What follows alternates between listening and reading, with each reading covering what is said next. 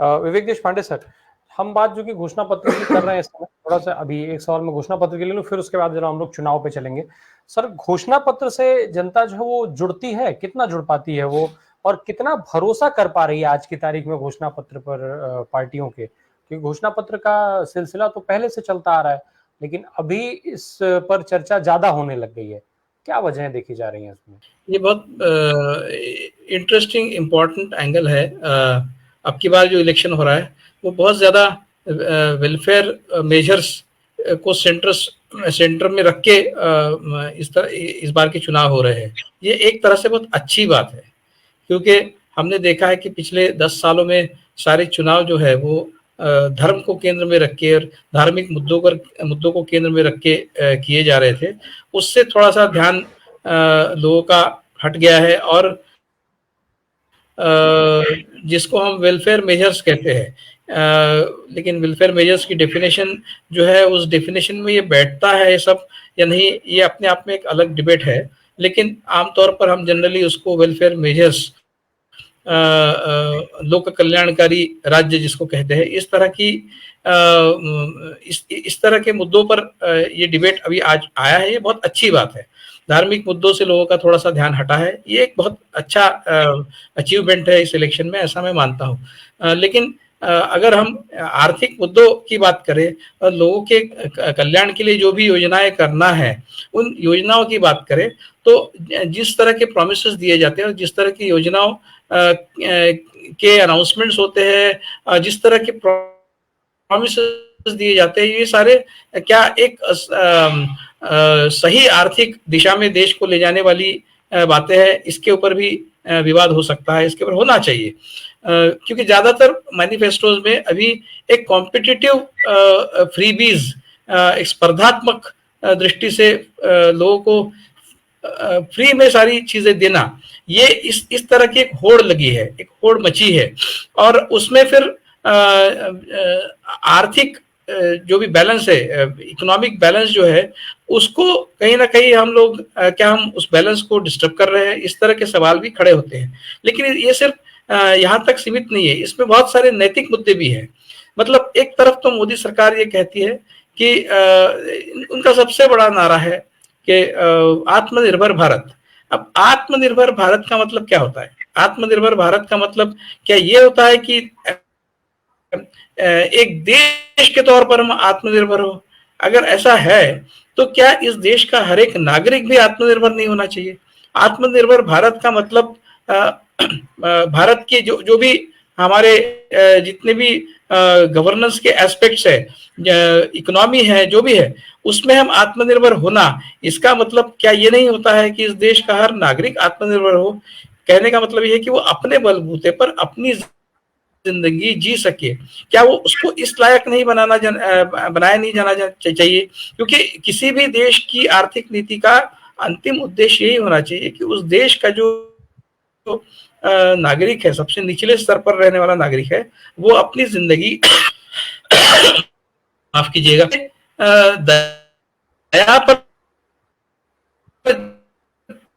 जीने की जरूरत न आन पड़े, ये होनी चाहिए कि ऐसा हो रहा है। क्या मोदी सरकार ने इस देश के आम नागरिक को, सबसे निचले स्तर पर रहने वाले नागरिक को, आर्थिक स्तर पर रहने वाले नागरिक को आत्मनिर्भर बनाने की ओर ले गए हैं? ऐसा तो दिख नहीं रहा है, क्योंकि इसका सबसे बड़ा इंडिकेटर तो पर कैपिटा इनकम होता है। इस देश में जिस देश की जीडीपी आज दुनिया की 5वें नंबर का एक आर्थिक महासत्ता अगर देश बन गया है, तो अगर आपका जीडीपी बढ़ गया है, आपकी वेल्थ क्रिएशन बढ़ गई है, तो आपका जो पर कैपिटा इनकम है वो क्यों नहीं बढ़ा है?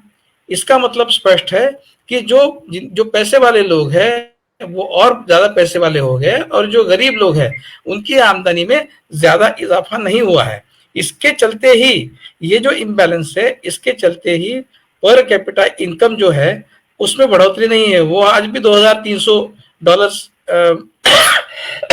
के लेवल पर बना हुआ है, जबकि इस देश के कुछ गिने चुने उद्योगपति है जिनके पास इतना पैसा पिछले 10 साल में आया है जिसकी कोई मर्यादा नहीं है, मर्यादा के बाहर। और उसपे हम लोग नाम आमतौर पर सुनते हैं, अदानी जैसे लोगों का नाम सुनते हैं, जिनका जो ग्राफ है जिनकी ग्रोथ, जिनकी कंपनियों की ग्रोथ का जो ग्राफ है वो इतना तेजी से ऊपर गया है, क्या उतनी तेजी से इस देश के आम नागरिक का की जो आय है वो गई है? ऐसा नहीं हुआ है। उसमें जो जो जमीन आसमान का फर्क है वो फर्क और बढ़ा है पिछले 10 सालों में, ये डिस्पैरिटी बढ़ी है। तो एक तरफ आत्मनिर्भर भारत की बात करना और आम नागरिक को सरकार के दया पर जीने के लिए मजबूर करना, ये जो बात है मोदी सरकार की, ये बहुत स्पष्ट दिखाई देती है। और क्या है कि आप जब किसी एक खास तबके को बढ़ावा देते हैं, इनके कई मित्र, कई उद्योगपति मित्र इस देश के बैंकों के लाखों करोड़ों रुपए लूटकर प्रदेश में चले गए और उनका कहीं अता पता नहीं है। वो उनके पीछे क्या इस सरकार की इन्वेस्टिगेटिव एजेंसी जिस तरह से अपोजिशन के पीछे लगी हुई है, क्या उनको यहाँ इस देश में वापस लाने की कोशिश हो रही है? उस फ्रंट पर एब्सोल्युटली कुछ काम हो रहा है। इस तरह का चित्र आज भी नहीं है। तो वो तो लूट कर लाखों करोड़ों रुपए ले गए हैं, वो अपनी जगह आनंद से रह रहे हैं। लेकिन जो गरीब आदमी है उसको आप कह रहे हैं कि हम आपको 2000 रुपए महीना देंगे, आपको 1500 रुपए महीना देंगे, आपको ये मुफ्त में देंगे, वो मुफ्त में देंगे। तो ये एक तरह से एपोलॉजी है कि हम हमारे उन मित्रों को जो लाखों करोड़ों रुपए दे रहे हैं उसके एवज में आप चिंता मत कीजिए, आपकी रोज की जिंदगी चलती रहेगी, हम आपको खाना पीना जितना आपको चाहिए उतना देंगे, आप आनंद में रहिए, जो कुछ भी हम आपको दे रहे हैं उतना आपके लिए काफी है, आप आनंद में रहिए। ये है apology, holding an apology for what they are doing. इस तरह की नीति मोदी सरकार की पिछले 10 साल से दिख रही है। जरूरत तो इस बात की है कि इस देश के सबसे निचले स्तर पर रहने वाला जो नागरिक है उसकी आमदनी में पिछले 10 साल में कितनी बढ़ोतरी हुई है। तो ये जो है इसका सर्वे होना चाहिए। ये सर्वे मोदी सरकार नहीं करेगा क्योंकि उनको पता है कि अगर वो फ्री बीज दे रहे हैं इसका स्पष्ट मतलब है कि लोगों की आमदनी नहीं बढ़ी है। तो एक तरफ तो अच्छा, जब मोदी सरकार ये करती है तो दूसरे लेवल पर अपोजिशन जो है वो भी ये सब करने पर आमादा इसलिए है क्योंकि अगर आपको कंपटीशन में रहना है, पॉलिटिकल कंपटीशन में रहना है, इलेक्टोरल कंपटीशन में सरवाइव करना है तो आपको ये सब करना पड़ेगा। आप देखिए छत्तीसगढ़ का उदाहरण, छत्तीसगढ़ का पूरा बजट 1 लाख करोड़ का है, 1 लाख करोड़ का है और उसमें 40,000 करोड़ जो है इन सारे स्कीम्स पर खर्चा किया जाएगा, जो फ्री बीज जिसको हम कहते हैं आमतौर पर। अब उसको फ्री बीज कहना चाहिए कि नहीं, ये डिबेटेबल बात है, क्योंकि अगर किसी गरीब को आप 2000 रुपए महीना दे रहे हैं, किसी एक करोड़पति उद्योगपति को आप लाखों करोड़ों रुपए दे रहे हैं, किसी गरीब को 2000 रुपए दे रहे, तो क्या उसको फ्री बीज कहना चाहिए? ये मुद्दा हो सकता है। लेकिन आमतौर पर हम जिसको फ्रीबीज कहते हैं उस पर जो छत्तीसगढ़ सरकार खर्च कर रही है वो 40,000 करोड़ है। मतलब 1 लाख करोड़ में से अगर 40,000 करोड़ फ्रीबीज पे खर्च हो तो बाकी बचे 60,000 करोड़ में वो सरकार क्या कर पाएगी? और फिर दिन ब दिन उसका जो एक बैलेंस ऑफ पेमेंट का प्रॉब्लम होता है, फिर जो आपको लोन रिपेमेंट करना है उसका प्रॉब्लम होता है। हालांकि छत्तीसगढ़ सरकार ये कह रही है कि 2070 तक हमको कोई रिपेमेंट का इश्यू नहीं होने वाला है, इस तरह की बात वो कह रहे हैं। लेकिन 2070 तक वो उत्तरदायी नहीं रहेंगे, तब तक तो ये लोग नहीं रहेंगे, दूसरे कोई लोग आ जाएंगे, तो उसका उत्तर तो किसी और को देना पड़ेगा, उस स्थिति को किसी और को संभालना पड़ेगा। मैं सिर्फ छत्तीसगढ़ की बात नहीं कर रहा हूँ, ये आमतौर पर हर जगह इस तरह की नीतियां, अभी धर्म की राजनीति से हम दूर गए हैं, फिलहाल ऐसा दिख रहा है, वो अच्छा है। लेकिन क्या हम आर्थिक मुद्दों को जब केंद्र में लाते हैं तो क्या इस तरह की बातें होनी चाहिए? क्या हम आर्थिक मुद्दों पर भी गलतियां नहीं कर रहे हैं?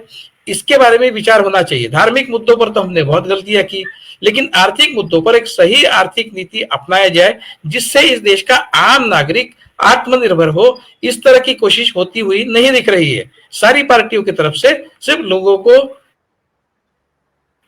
इलेक्शन के दरमियान हम आपको मुफ्त में ये देंगे, मुफ्त में वो देंगे, इस तरह के प्रॉमिसेस किए जा रहे हैं। तो कुल मिलाकर धार्मिक और आर्थिक दोनों मुद्दों पर इस देश की जो राजनीति है वो सही दिशा में बिल्कुल नहीं जा रही है। इस तरह का चित्र है जो बहुत दुर्भाग्यपूर्ण है। राम प्रकाश जी।